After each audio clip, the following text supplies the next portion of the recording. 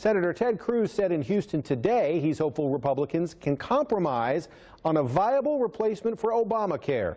He wants an option that lowers premiums and provides more choices for all Americans, but he acknowledges it's not an easy thing to accomplish in Washington.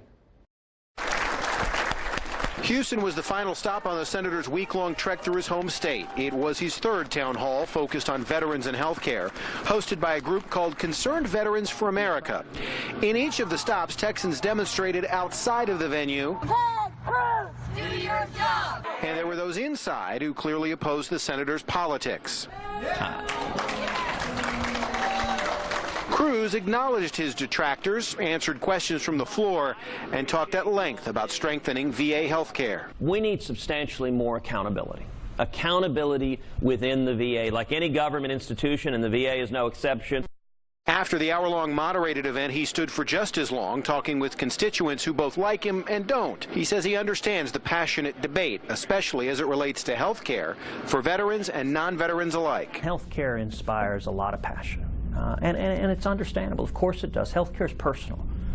It's about you. It's about your family. It's about your kids. It's about your mom.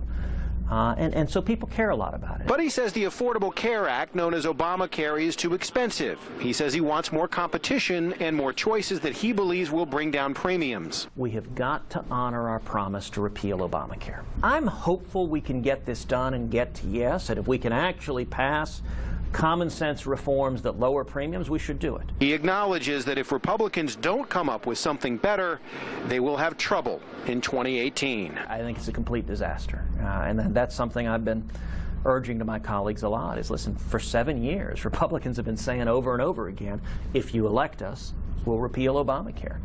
We've been given control of every branch of government. I think if we fail to do this, I think it's catastrophic.